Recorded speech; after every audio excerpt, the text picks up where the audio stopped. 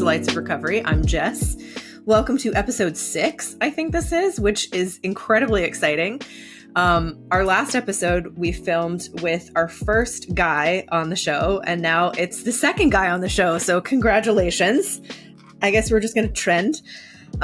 Today I'm here with Jeremy Webster, and Jeremy, I purposely did not look up anything about you when Chris connected us. I peeked slightly, but I kind of wanted to go in a little blind. And just like we normally do, treat this as a conversation versus an interview. I think that's a lot more fun. And then we can talk about weird things like music and metal. And, I can slip in my favorite other podcast about the paranormal somewhere, because hopefully someday they'll come on or something. That'd be rad. Yeah. Awesome. That sounds great. So let's just start off with a little bit about who you are and what is, such a loaded question. What is your story? But yeah, take it away. Okay. I'll do my best to give a fairly abridged version of my story. This is Lights of Recovery, so it's obviously going to be my recovery story. Right. Yes. We got to know some of the details about, the bad so we can really appreciate the good. But yeah, well, there's a lot of bad, so I'll dive into it. As much as you are comfortable with. Absolutely. So my name is Jeremy Webster, and I'm the founder of ODAAT Apparel. And we are an apparel brand. It's built on my sobriety, but we are really a brand around resilience. So whether that has to do with recovery or other aspects of your life that, bring forth resilience, that's really what we stand for. ODAT is one day at a time. And that was really big for me early in my recovery. So a little bit about my recovery story. So how long have you been sober, first of all? I'm coming up on 2 years in July. Nice. So I launched the brand on my 1-year sobriety anniversary. So that is my gate for how old the brand is. So right now we're just over 9 months. And in July 27th will be 1 year, and I will be 2 years sober. That's incredible. Thank you. Awesome. Well, early congrats. Is that a bad luck thing necessarily to No. Early congrats? It's one day at a time. So, That's fair. Yeah. Well, then congrats on today. No bad luck. It's, so my story began, I guess I want to say from a very, very young age, realistically, I grew up with family members who are fairly alcohol dependent. I grew up in the 80s where my normalcy in growing up was, drinks on the nightly, and any time that there was a gathering at our house, there was free flowing drinks, a lot of cigarette smoke. And it wasn't, frowned upon, I guess, for, excuse me. It wasn't frowned upon for us to have, a sip or two of one of our parents' drinks or to finish the beer that someone hadn't drank. So, really for me, it was like a social kind of a thing. It wasn't necessarily like, oh, I'll get wasted, but it was just. Yeah. We're talking when I was probably under 10 years old. So for me at that time, it wasn't like a let's get wasted kind of thing. It was more of let's do what the adults are doing. And for the adults, there were certainly adults that were not getting wasted, and then other adults.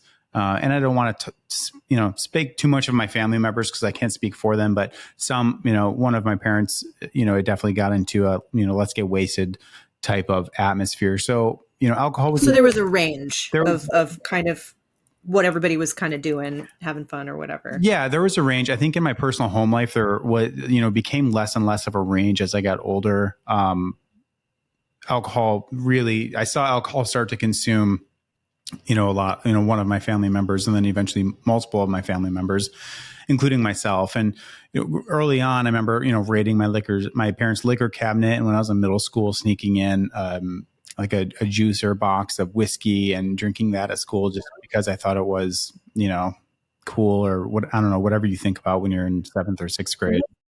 Was it more that you were chasing the feeling, or was it of how alcohol made you feel, or was it more about haha, I'm doing something bad and sneaking, or maybe a combo? Or yeah, it's interesting because I have thought about that, because trying to think about the emotions and feelings I had behind alcohol at that time, it's difficult. But I think most likely and more likely it was to do something bad I was the kind of Mm, kid that like, I love to sneak out and I love to just kind of like always live on the edge a little bit. So I think a lot of it was just like knowing I was doing something that I shouldn't be doing.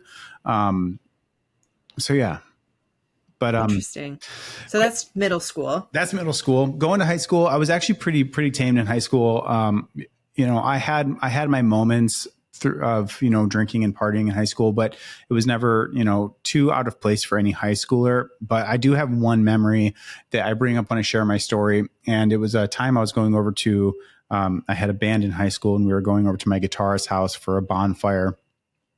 And we had got like a handle of whiskey and like a 30 case of beer and just sat around the bonfire and we're drinking. And I remember that first time in my life, the feeling that came over me of being like, wow, like everything in the world is okay right now. And I feel so great, that just that dopamine rush, if you will. And it was really interesting leading out of that one night because I became the friend that was constantly being like, can we do that again? Are we going to have the bonfire again this weekend? And all of my friends were like, it's not, can't really do it this weekend. And no one seemed to care as much as I did. But I felt the first time in my life being like really, really trying to seek the actual feeling of what drinking felt like for me. So Looking back, do you think that some of it was related to the environment as well, the coziness of the friends and the bonfire, and it just was sort of like the perfect storm in a sense as well? Or do you think that it was just how the alcohol hit you that night? I think it's definitely a combination of both. I think that particular night it was how the alcohol hit me, but at the time in high school when my parents' relationship started to really disintegrate, they were not very fond of each other. It became a little chaotic, a little hectic at my house. So I think there's a lot of me seeking to constantly get out of myself and get out of the house and just kind of be alone with myself. And so it definitely was a combination of the two, I think. Interesting. Yeah, I could see that for sure. Especially, you're feeling like you're wanting to maybe escape from where you're at home. It's chaotic there. And then you find this sort of friendship bond. It wasn't a party that you were at No, where you, or it sounds like it was more like, when I was growing up too, bonfires were more like sit around and tell jokes and goof around with your friends, but not so much in the party sense, more definitely a more intimate sort of a gathering. I mean, yeah, we'd always find like random dumb things to throw in and like, oh, this catches fire this color, like Doritos. sure. But I could certainly see how that might have, played a factor into Yeah, that comfort. And then like, of course you want that again. of course, exactly. And it's interesting too. I grew up in northern Michigan, like pretty up north in Michigan, in a town called Traverse City.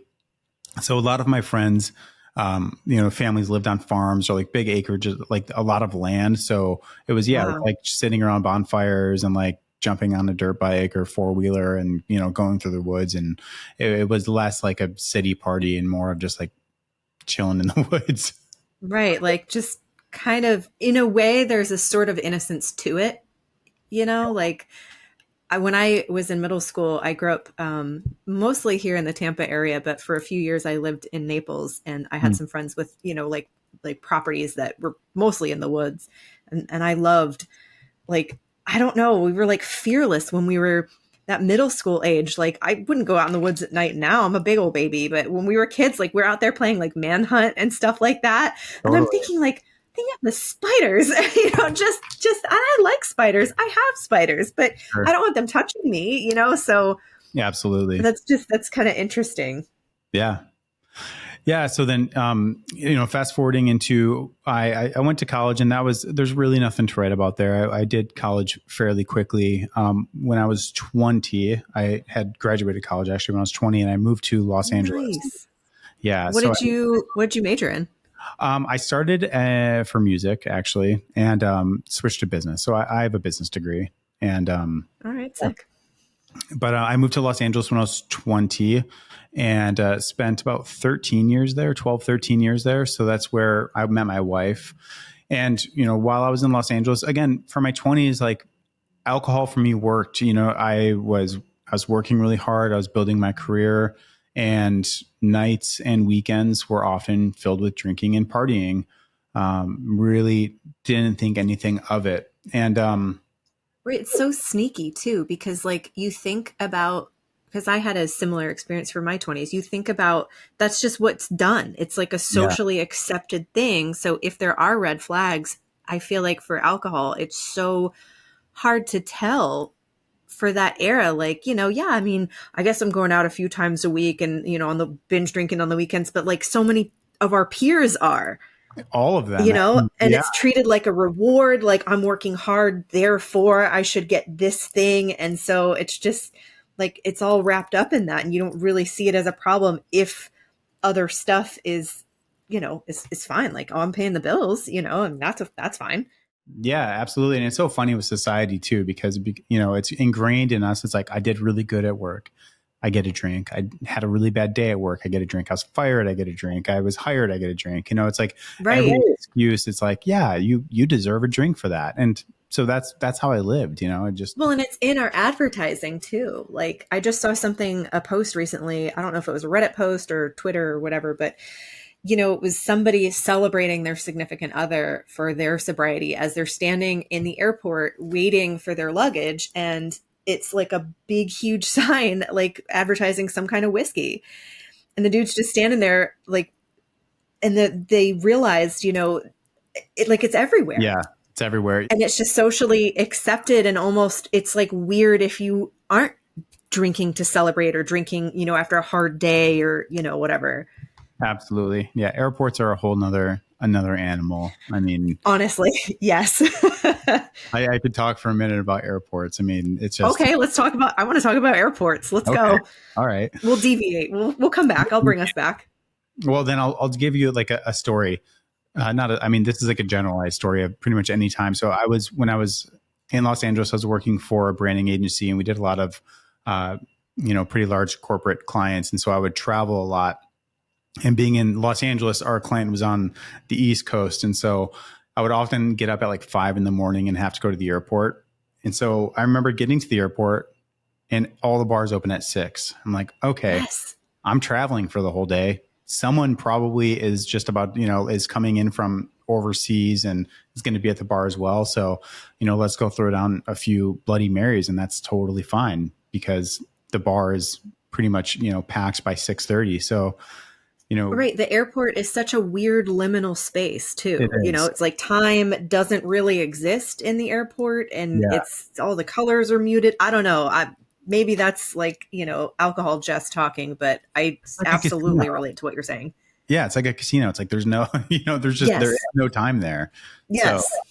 yeah, so I mean, those days for me when I would travel would just turn into like an all day drinking festival, because by the time I get on the airplane, I was traveling a lot, so I would get upgraded, and then they'd give me free drinks on the plane, and then I'd have a layover because, subconsciously after I look back into it, I didn't have to have a layover, but I think I liked that layover because I could then stop off at Mm. another bar for an hour, or like go to what do you call it when you like those like work lounges or whatever, then they give you free wine. Oh, So, like business lounge or whatever. Yeah.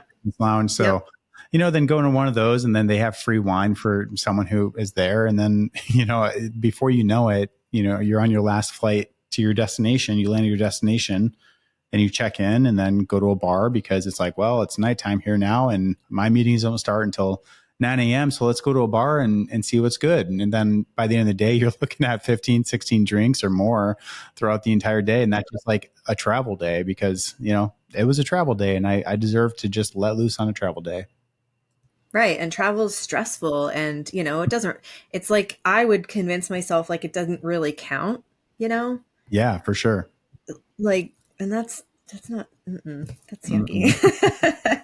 yucky. Yeah. Los Angeles 20s, never thought anything of it. There were some signs that I was drinking more than other people. But again, I always attributed it to working really hard and I was tired. So I'd typically be the one who like would pre-drink and then drink way too much and then go to my car and sleep while my friends were finishing up the night. And so all of this, relating it back to my recovery story, all of this just seemed normal. There were conversations I had with my now wife at the time that was like, hey, maybe you should slow down. You're drinking a bit. But I always did the comparison thing. I was like, I don't drink as much as so-and-so, typically a family member that I was relating to. I think that really kept the blinders on for a very long time. Just Interesting. because just you had this person who you considered like, oh, but that's an alcoholic and I'm not that. absolutely. Yeah. I mean, there at this point in my late 20s, when it started to get a little bit bad, I was kind of like, well, I'm not as bad as so-and-so, and so-and-so, and both family members. And I've seen them go through it, and I'm not as bad as them. I have control on it. And then I would also do those things that we all have done. It's like, I'm going to take dry January off or sober October. And then, 26 days in being like, see, I'm not an alcoholic. I made it 26 days. So I'm going to celebrate tonight. Right. Yep. So, from here, my career was going really well. And my wife and I, of course, decided to quit all of our jobs and travel because, not of course. We did it because I say that in my context because I was like, my career is going well, and financially, I wasn't given anything. Wasn't supported through college. I wasn't supported, when I moved to Los Angeles, like everything was on my shoulders. So once I was So doing, you earned that. You earned a break.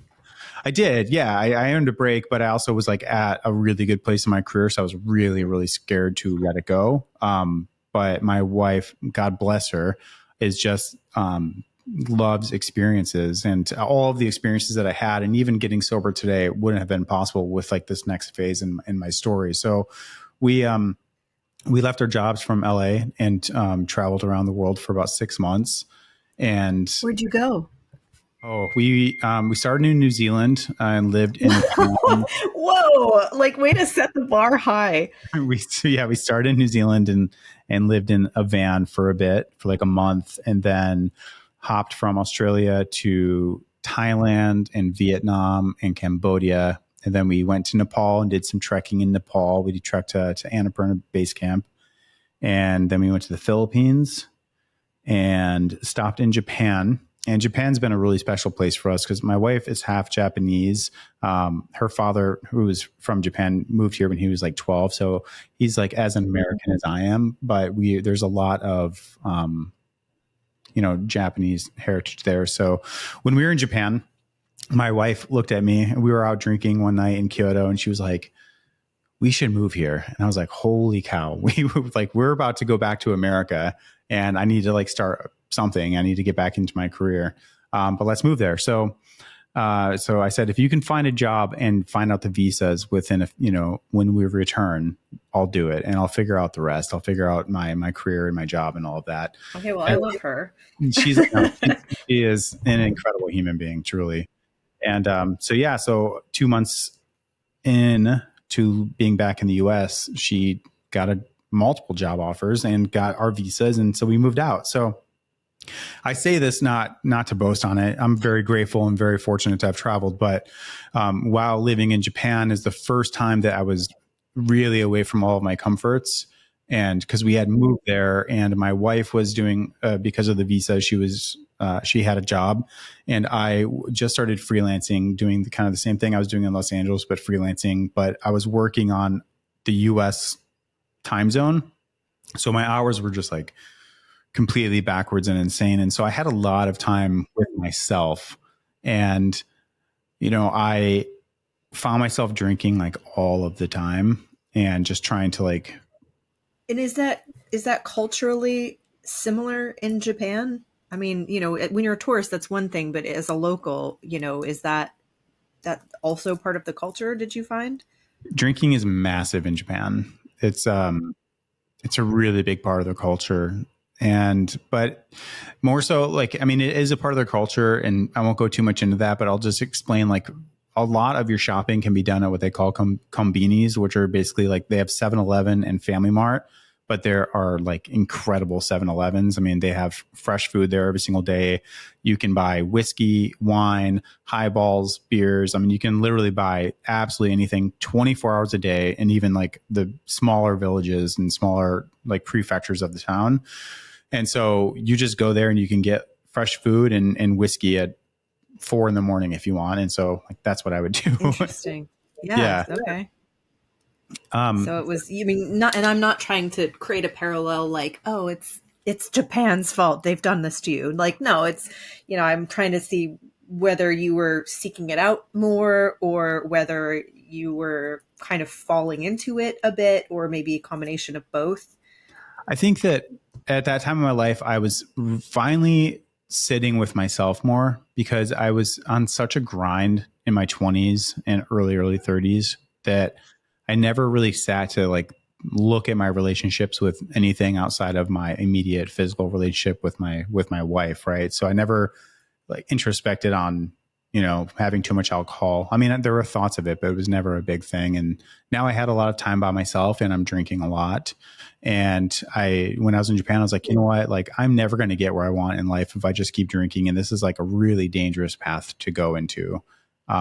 So I read a few self-help books, what was it? Alan Carr's How to Quit Drinking and This Naked Mind by Anne Grace, or I'm not sure who was the author of that, but I quit for 3 months and I was like, wow, I feel great. Like, this is incredible. I am truly a non-alcoholic. I just quit for 3 months and these books changed my life. And again, side note, if someone read those books and it did change their life, I'm so grateful, truly. But I treated myself. But it sounds like you were like, this is it. I've done it. I've cured cancer. I've solved it. This is it, everyone. 100%. Yeah, I did. This is easy, super easy, Yeah.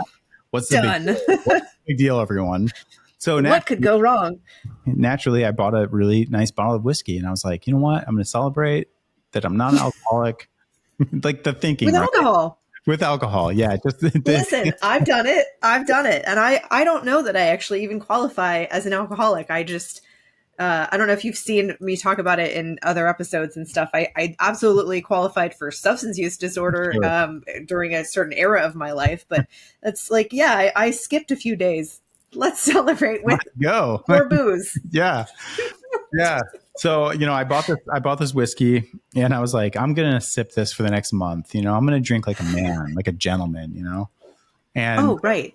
Of course. I love that too, where you convince yourself like, yes, no, this is a thing, I'm going to have fancy wine. I'm going to get into that. I'm going to drink whiskey like a gentleman. And it becomes this whole like fancy ritual. Like, you're not just drinking. Yeah, I'm not just drinking out of a plastic jug or whatever. But yeah, it didn't last. I mean, that bottle lasted like I think a day and a half. And I was back at it. So this was like, there was a lot of back and forth during my time in Japan. I want to skip around a little bit. Otherwise probably will just go on too long. But, I picked up drinking again. And this is where it got really scary in my life for the first time, because this is the first time that because I had that sober time, is the first time I was ashamed of my drinking. And because I was ashamed of my drinking and I told people that, it was easier or whatever it was, that I'm not an alcoholic and I can control it. And I realized I actually cannot. It's the first time in my life that I started lying about it. And the first time in my life that I got into such a vicious cycle that I started to have withdrawal, like actual, like not just sweating in the morning, like legitimate withdrawal, like vomiting and shaking. And so I got into this really bad pattern of maintenance drinking. So after some time of doing this, I came clean to my wife and I said, I've been drinking and I need help and I'm not sure what's going on anymore. So I had joined a 12-step program in Japan. It was an expat group of just, some American and British guys who married Japanese women and who live over there. Basically, it was like 4 people. This is also during the pandemic of 2020. So there were absolutely no tourists in Japan. It was just, if you lived there, you were there. And if, the tourists were completely gone. So the groups were really, really small. So I did this for some time and got a little sobriety under my belt. And then I'll fast forward to the really fun stuff. So we moved back to the US and we moved to this town in Connecticut, and I did not like that. We moved here because I shouldn't say I didn't like it. Like, it was an agreed upon thing. My wife and I both were like, okay, we're going to start a family. We didn't have any kids at the time. We wanted to start a family. And in order to do so, we wanted to be near family. And my family has alcoholism, and my parents are also divorced. We're all over the US. So being near my family is not an option. And she has a very strong parents who are still together. And it was a no-brainer for us to move here because they would have our child would have grandparents nearby that could help us, and that would be a good example for our now son. So the same, after having some time under my belt, the same thing kind of happened. Is I was really unhappy with my situation here, and I convinced myself I could have just one drink. I could. It's been months now. I've got this recovery thing. I graduated the 12-step program. I can have one drink. And, as the story often goes, I could not. And this time was really, really hard because this is the first time in my life that I just couldn't find the strength to ask for help because, shame or whatever it may have been, it was becoming so strong that I just went down the rabbit hole, and I, continue to lie and, or not be upfront about my drinking and to lie about, what I was doing at certain times that involved with drinking. And, they say that, after, you have some sober time that, it's progressive. And when you start drinking again, you go right back to where you were, but worse. And I can attest to that like 100% because within the first few days of drinking again, every morning that I woke up, I had withdrawals. I couldn't brush my teeth. The only way for me to like eat anything or brush my teeth or do anything at all of any normal human being would do was to have a few drinks. And so this was were you hiding it from your wife still at this point? Or do you think she like knew, but what was that dynamic like? Yeah. So after she started to get a hint when it got like, I became like deathly ill looking, just like I was a walking shell of a human basically after a few months of this. You looked probably as miserable as you felt as 100%. Well, like emotionally too, because you're probably just, carrying all of that outside. Yeah, absolutely. And so people in my life started to ask me like, what is going on? We know something's wrong with you, but deny the drinking. I could not come to a place where I was ready or willing to ask for help. And, I think that is still what scares me the most about relapse is that I know that I can get so dark to where I don't necessarily want to die, but I don't want to live anymore. And I still can't ask for help because keep in mind, I had been in programs at this time. I had a lot of numbers of people I could have reached out to and said I needed help, but for whatever reason, I could not find the strength to do it. And at this time as well, very early on, I'm blurry on the time. I'm not sure if it was directly after or around the same time, but my wife became pregnant. So I started to. Well, that's terrifying, for you when you're in this deep dark hole, and then there's this thing. I don't want to put, words in your mouth, but I could imagine, here's this wonderful thing that you wanted, and this is why you moved, and then yet here you are struggling with you even wanting to exist some days.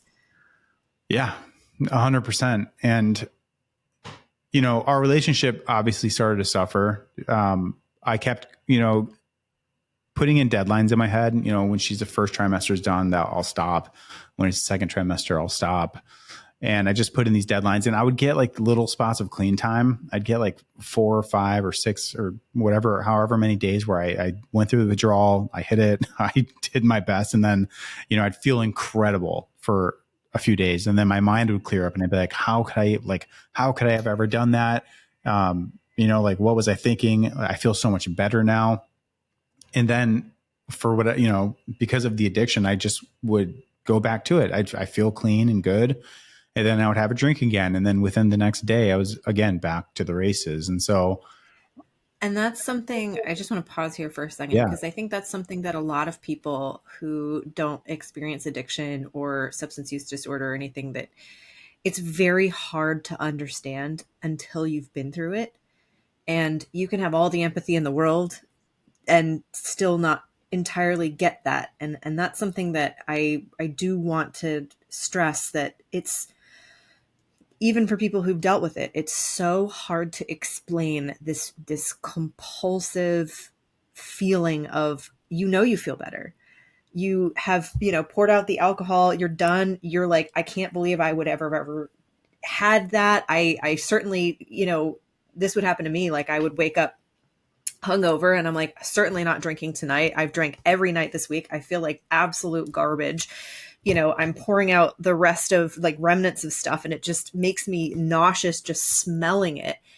And then later on, my husband would, this was in 2020, my husband would ask, like, hey, you want me to go get some beer? And I would just say yes. And I would tell myself, I would ask myself, like, why did I just say yes? Like, why am I doing this? But then I could also like ignore those feelings with the alcohol, which is weird. And so I get why people who have not experienced this maybe struggle with empathy or struggle to understand, at least, because like it seems logical. Like you are telling me you felt great and you avoid it, but then for some reason you go back to it, and people think that it's as simple as just like, well, just don't do it. Like, man, No, and it's so hard to explain. It is. It's so hard to explain, in part because like I know there's a lot of science and spirituality behind it, but like even when I tell my story, sometimes I just feel like I sound insane, like because I still can't fully understand and grasp it, and it's just it's a baffling thing. The obsession, I've never felt an obsession like I have with alcohol in my life. And no matter how good I felt, the idea of a drink became a better feeling and became a better reward for myself at that time.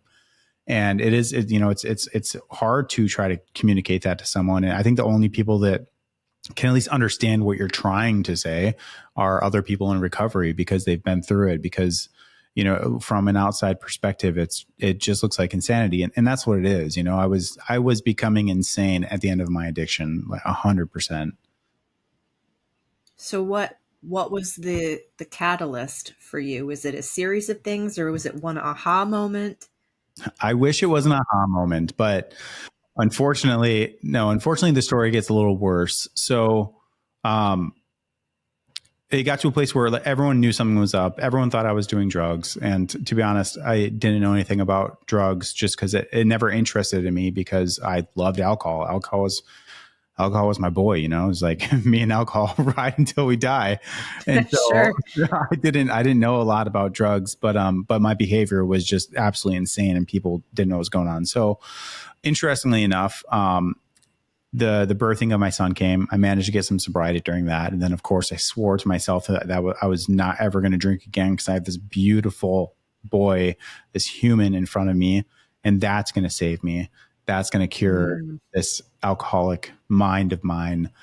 And, I'm grateful to honestly say that during his birth and during that time, I was clear-headed and sober, but it was not shortly after at all of bringing him home that I was back to the races. And so at this point, because I was, do you think it was more so just the compulsion, or was it added or exacerbated with the pressure of having a newborn, or any combination of that, do you think? I think it was just plain and simple addiction. I mean, like, yeah, having a newborn is insane, and, you don't sleep, and it's all of those things. And I'm sure that added some weight to it. But, at the end of the day, I think it was just, I was deep into addiction, and I hadn't done any work on myself to understand how to break the addictive cycle. I think it was just, the disease of it, if you will. And so it wasn't even like something triggered you. It was just your natural sort of state was returning to the alcohol. Yeah, it was just like, obviously that's what I'm going to do, So, I think like 2 to 2.5, 3 months after my son was born, I had 2 family members fly out to meet the new, grandson and nephew.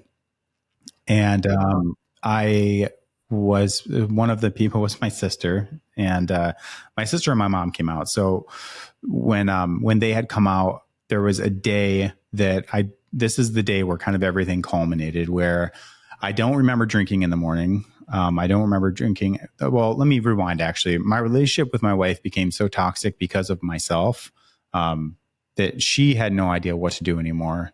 And so she she had moved to stay with her parents with her son, because like there was something that I was absolutely miserable to be around. I mean, I didn't want to be around myself. I didn't want to, I couldn't even look in the mirror. I mean, I was in absolute misery to be It's that around. self-hatred spiral that you get in, and then like the drinking kind of soothes that, but it also, I don't want to speak for you, but I know for me, for a period of time, there was also that sense of like a weird, like, I deserve this, and I'm a garbage person, so I'm going to drink because that's what garbage people do. And it was just like this self-fulfilling prophecy thing for me, at least. 100%. Yeah. Yeah. I mean, I had no respect for myself, as a man, as a human, I just had no respect. And so, everyone around me didn't want to be around me. And I almost loved the darkness and the despair that I was in. Like it's such a dark feeling that I can't really describe, but it became just like this. Yeah. Like, as you said, like, this is what I deserve. And so I just started to ruminate in that. So fast forward to, my sister and my mom had visited, and I was supposed to have lunch with them downtown in the town that we live in. And, apparently, I'm not exactly sure how it all transpired, but I was supposed to meet with them. My sister called me, and I had completely forgotten that I was supposed to meet with them. So I meet with them, and my mom, who was a registered nurse for her whole life, I don't know, I don't remember any of this. So I'm speaking from what I was told. So we were all at lunch, and basically I started having seizures at the lunch table. Like, Wow. I'm not sure what the term is, but like small seizures, like, I don't know. It might have been, yeah, not grand mal. It would have been, I think grand mal is what my mom had mentioned. So anyway, I'm having these seizures at this lunch, and my sister waddles me back home, and they call an ambulance, and I wake up in my bed, and I wake up to a few police officers, and my mom and my sister and my sister's daughter and my wife and her parents and her siblings and like everyone in the room. And that was like, the gig is up. And the cop, what I'm told was that one of the cops in the room was talking with me and had like a pretty long conversation about me getting help, and if I was willing to go get help that day. And I said yes. So I was driven to an ER to make sure that I wasn't going to have any more seizures or, die. And from minor detail, you can't get help if you're dead. Yeah. So, so I went to the ER, and that was miserable because I was at the ER all night while I was sobering up and starting to go through withdrawal before I could get a bed at a rehab. And so then I entered rehab, and I feel like I've been talking for a really long time, but so let me know what, This is, I don't want to say this is great because, this sucks. This is the really shitty part that is part of the recovery process is obviously things got unsustainable and just miserable. And it sounds like, you kind of had that oh no moment of, right? Like, I guess this is it. Did you also kind of feel relieved though, that despite the fact that it was over, did you feel any sense of relief at that point? Yeah, absolutely. So it was really interesting because leading up to that too, like, so I think earlier in that day, I apparently had called my wife sobbing and was like, I need to talk to you, because I think subconsciously I like wanted to tell her I was drinking and, ask for help. But she tells me that I couldn't get it out. And I was just basically like, never mind, and hung up. And, and, leading up to as well, like I would always make sure to have cash on me so I could, buy like what we call in Connecticut nips, like little shots of 100 proof, whatever. And that were cheap and that wouldn't be noticeable. And I started using my credit card. I was doing like these little things that would just kind of like show that I wanted help, but I couldn't really, like little cries for help, like if you got caught, it was sort of like, you were allowing it to be out of your hands to a point, it sounds like. Yeah, absolutely. Because at this point, again, I was truly at a place where it's like, I knew in my head that I had two options at this time. And the one option was get caught, and the other option was to die. And I was like, Right. which one's going to come first? And, time will tell. And luckily, I got caught. So. Yeah. So, okay. So let's talk recovery then, because so you go to rehab. Did you actually do the like inpatient and everything? Yeah. Yeah. So And I was went, it how long? so it was 20 something days. Rehab is typically 28 days, but if your insurance says Hmm. no, then they kick you out. So, Oh, lovely. I mean, I don't want to I say, could soapbox on that all day. So I'm just going to leave that yeah, soapbox where it is. yeah. We'll focus on you. I will say that they apparently my insurance wanted me out of there after a week, and they told me that they like sponsored me for the remaining time. So I'm grateful for that. It is what it is. Wow. And so again, what's really interesting is that when I was in rehab, and it just shows you how not clear your mind is after addiction, is that I thought I was coming home after rehab and that all was forgiven and forgotten, and like, oh, I messed up, let's move on. And Right. while, Just a boo boo, but I checked the boxes. I went to the yeah, rehab. So now we can just start over clean slate. I don't have yeah, any work to do to repair relationships or, yeah. exactly. And I really thought that, like, I was like that. I was still insane while I was in rehab because I really thought that, and it came, it came about that was not the case. And I'm proud of my family for making those decisions because I needed more time. So I moved into to sober living, basically. I Oh, that's moved. amazing. I love You're the first person I think I've talked to so far that has done that. So Okay. continue, but I probably have questions. Yeah, no, ask away, please. So yeah, I moved into sober living in a town like an hour away from where we live, and I was there for 3 months. And Were you during that, nervous? what's that? Were you nervous about living in the sober living community? Extremely. I mean, Yeah. because now significant time has gone by. I have a son, keep in mind, right? Like I have a baby boy. I have a wife who I love dearly.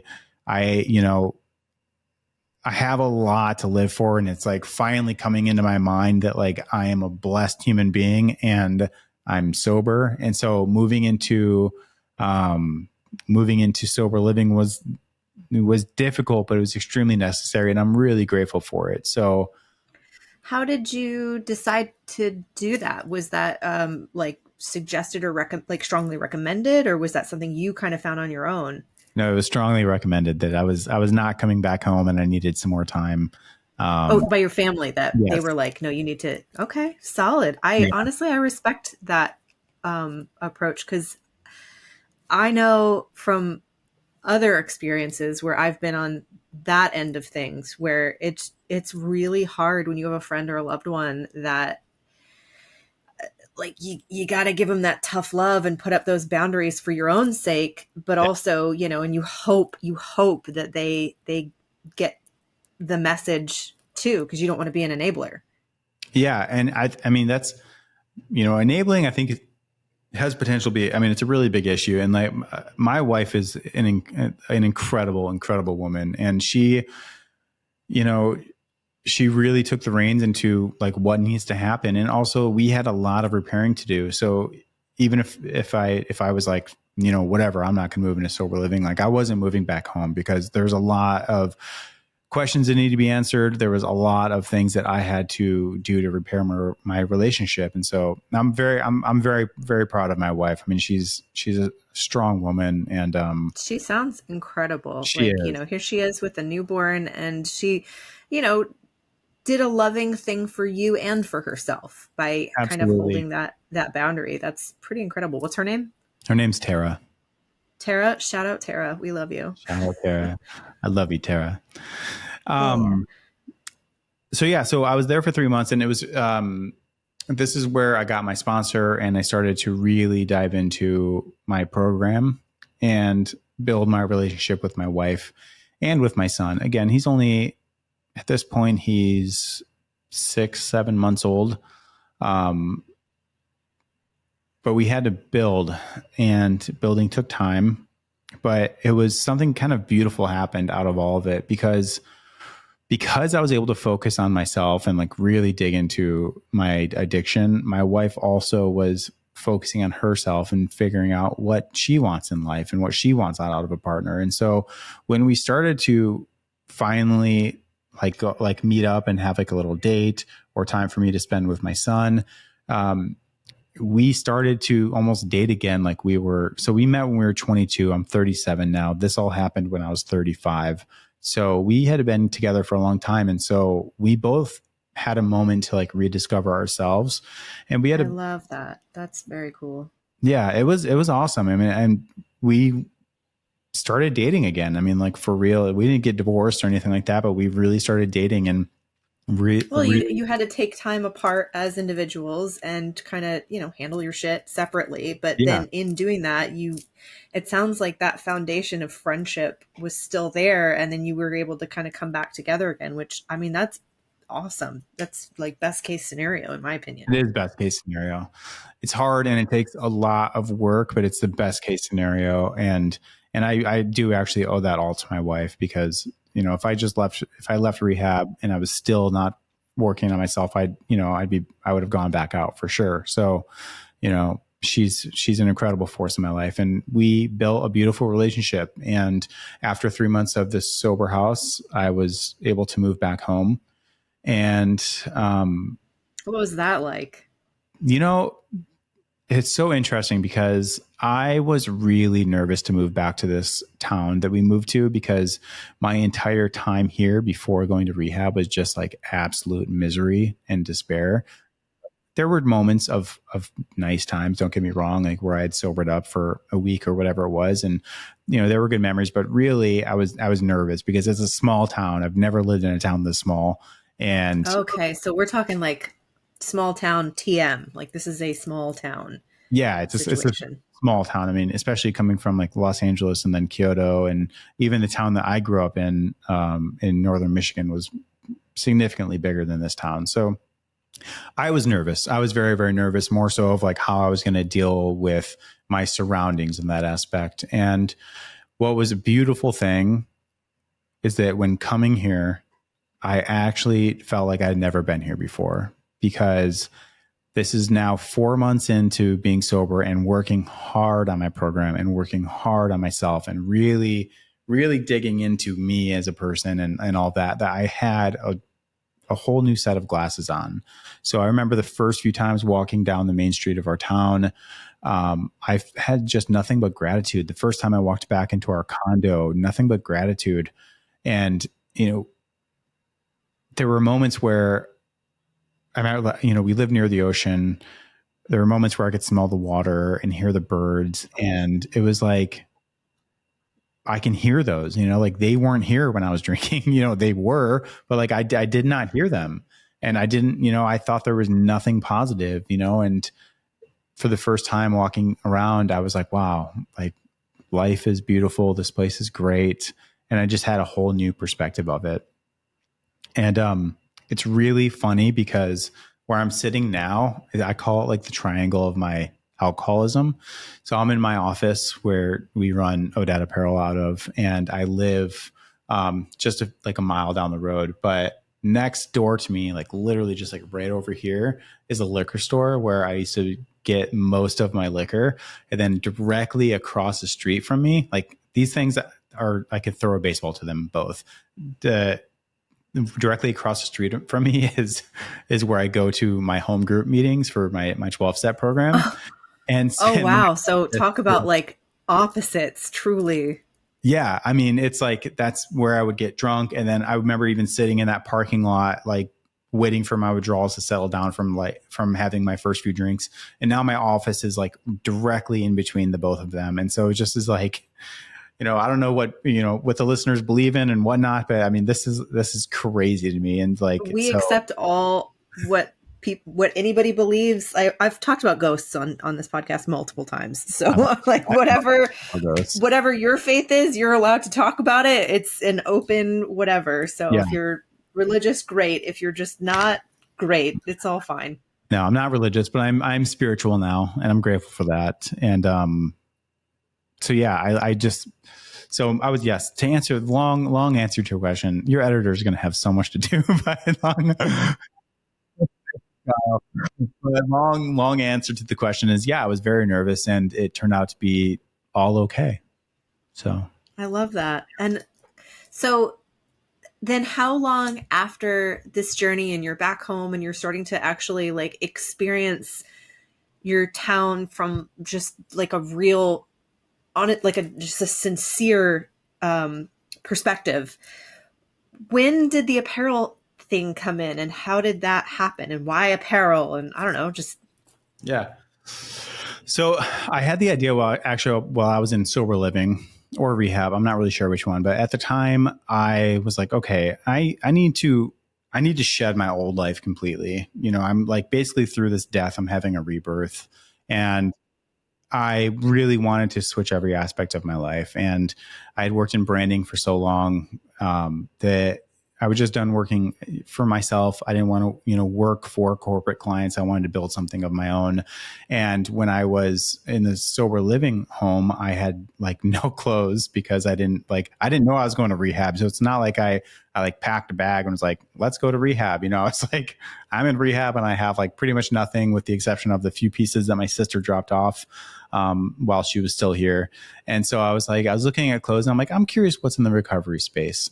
And for me, what I had found during that time is that a lot of the apparel was print on demand, which is, a manufacturer who takes a blank shirt and runs it through a large printer and prints like whatever slogan on it or whatever loud thing. That's what I was finding. And I was like, this is a really unique opportunity because I like a lot of monotone colors. I like a very minimalist wardrobe. I was like, I'm not going to wear anything that says like, I'm sober and I have ruined a lot of people's lives and I've been through it all. I wanted something. I have seen some shit, but also I've worked very hard to get to where I am, but also, yeah. Exactly. Yeah. And so I was like, I was trying to find something that was like really subtle and really minimal and like high quality. And I just couldn't find it. So I was like, I've never been in fashion. I've always, kind of been like, that'd be cool. So I just started doing research and was like, how do I start an apparel brand? And, I went through a lot of different phases of it. I started, luckily I had a lot of branding background. So, branding the company and doing a lot of the design work is, all the design work is designed by myself. And so I just really looked at like, how could I do this? Like what is feasible and how do you start a new clothing brand? And so I did. Right. And if you can't find what you like, yeah, chances are there are other people that want the same thing that you want. So there's obviously a gap there. Yeah. And we've actually we've had a few messages primarily over social. Cause again, we're only 9 months old. So like not a lot, we're not widely known or anything like that. But when people have found us, they have said that exactly why I started the brand. They're like, I didn't know there was any recovery based apparel that, didn't scream in my face or to everyone else that I was in, recovery and so on. So, it's been reaffirming to why I started the brand, which has been great. I love that. That's so cool. And I love the concept of one day at a time too, because that, like you had mentioned at the very beginning, I don't know if we were recording yet or not, but at the very beginning, it's not necessarily just recovery from drugs and alcohol. There's so many facets of recovery. And, I'm hoping to have like more guests on to talk about like mental health recovery, for example. I mean, that's a lifelong journey as well. Eating disorders, for example. I mean, there are so many different things that people are in recovery from that I think this one day at a time concept really speaks to. I think that's really awesome. Well, and also like even for me, it's translated. So our slogan, our tagline, if you will, is "Wear your resilience," because so many things require like life can be hard on any aspect. And like, yes, I founded the company based on my sobriety, one day at a time. You hear a lot on sobriety, but I say it to myself all the time with this business alone. I mean, I'll leave and I'll feel completely defeated from the day. And I have a board that I look at as I leave that, has our logo and our slogans. And, it just, as you did the best that you could today, tomorrow starts anew, because I need that reminder of my resiliency and starting a business because, the internet tells you if you put it on the internet, it's gonna be a success, and it takes a lot of resilience and hard work. And so, resilience is and one day at a time is, cornerstone to my daily living. I love that. Do you have it as a tattoo as well? I actually got, before I officially launched the brand, I just got, I don't know if you can see it, one day at a time. Yes. Can't tell. Incredible. I love that. So I have that. That was just a shot in the dark, but I thought, I'm clearly an aficionado. I'm very into tattoos, but yeah, that concept, shorts, then we could have more tattoo conversations. But there we go. Yeah. Well, and I think there is definitely a line, like a parallel between wanting to wear it on your skin forever, but also, people that maybe are like, I don't know about the whole tattoo thing, but it is so personal, wanting to take your resilience and your recovery and show it off in a way that is maybe not like you said, like, hello, I am sober, but like, I know what it means. And people who know, that's kind of fun too, where you bump into people that's like, oh, I see you, like the semicolon tattoo, which stunningly, I don't have one, but do you know what that means? Yeah, we had a whole semicolon collection for a while. Yes, that I'm actually looking at redoing a version of it. But yeah, we did a few mental health events, and for the events, I launched a semicolon collection, and it's a very strong symbol in the mental health. I love that. Space. For people listening, if you're watching this and you're like, what does the semicolon mean? It's basically, the semicolon is you put it after a clause in a sentence. So if you say something and you come to the end of that thought, but not the end of the sentence. And in the mental health world, it kind of is the same thing. It's more about like suicide prevention and continuing that, either people who have survived an attempt or have dealt with depression and anxiety or things like that. It basically is symbolically them saying, maybe I reached the end of a thought, but not the end of the sentence. My story is not over, and wanting to continue, despite whatever maybe came before. And it's, as into mental health and being open about that as I am, it's so weird to me. As I'm talking, I'm like, I'm covered in tattoos and I do not have a semicolon tattoo, which is kind of funny to me. Not yet. Not yet, right? Yeah. Yeah. I got plenty of room still. I do as well. I have my whole left leg is like a sobriety based tattoo, but it looks all, if someone saw it, they'd be like, why do you have that? I have a death head moth on my thigh, and then below that it says despair. And, and then I have some stuff. But why? Let's before we kind of wrap up, we'll touch on this a little bit, because this is the meat. This is the stuff that I love, the lights, right? Like, what are your individual lights in your recovery journey? So why a death head moth with despair? Yeah. So despair is like one of the four horsemen of alcohol, and despair is like the one thing that I can really relate to. And, despair is despair. I don't really know what to say about it, but I was in despair, and, I didn't care if I continued or didn't continue. And despair was how I felt every single day during my addiction. And I do not and cannot go back to feeling of that. So that is a reminder for myself. And then the death head moth, which has some like light beams above it, which is a representation for me of how I act in my addiction. So, I would wake up and say, I'm not drinking today. And then like a moth to the flame, I would find myself in front of a package store and a liquor store, and, just kind of continually going to the light that's going to kill me. And so the death head moth. But that's a great symbol too, because moths, the way they do it, it's just so mindless. They're just, looping around and around and around that same light without, that's no path, no pattern, no nothing. They're just looping.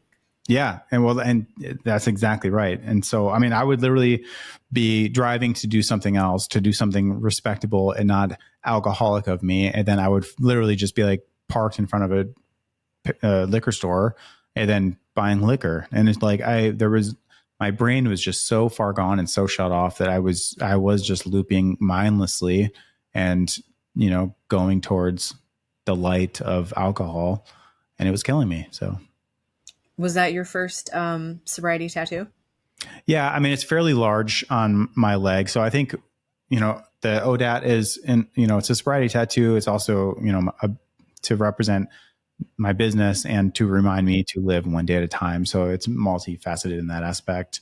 I have a big peony, Japanese peony on my forearm, which represents my time in Japan because, not only did I live there, but that's also kind of like where all of this self-seeking journey started for myself. And so those are I guess, so most of them are, and then, my right leg, I have like a big traditional tiger on my kneecap, but that's for my family. So we don't love that. Yeah. Which, this is me, I'm sure listeners probably don't care, but I care. I'm curious. Which was the most painful for you? Which spot? My kneecap, for sure. Yeah. Okay. That was my thought. Like, oh, I don't have my knees done at this point. I don't know that I will. And I've skipped my elbow. This is the moon. So even my artist was like, I'm going to do this design so we can skip your elbow. Like, thanks, man. Yeah. It's solid. Yeah. The kneecap was significantly painful. Tattoos are tattoos. I mean, they're going to hurt, it's, people say they don't hurt, and that's fine. You do you. They're lying. At the end of the day, they're lying. At the end of they the hurt. Like a needle going in. I have a high pain threshold and they hurt. Yeah. Of course they hurt. Yeah. But my kneecap was not fun, for sure.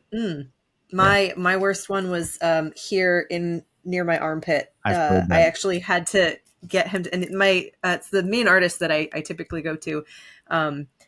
He has a very light hand and he's pretty quick, but I had to stop him so I could go out to the car and get some gum. So I had something to like bite. Yeah. Because it was rough.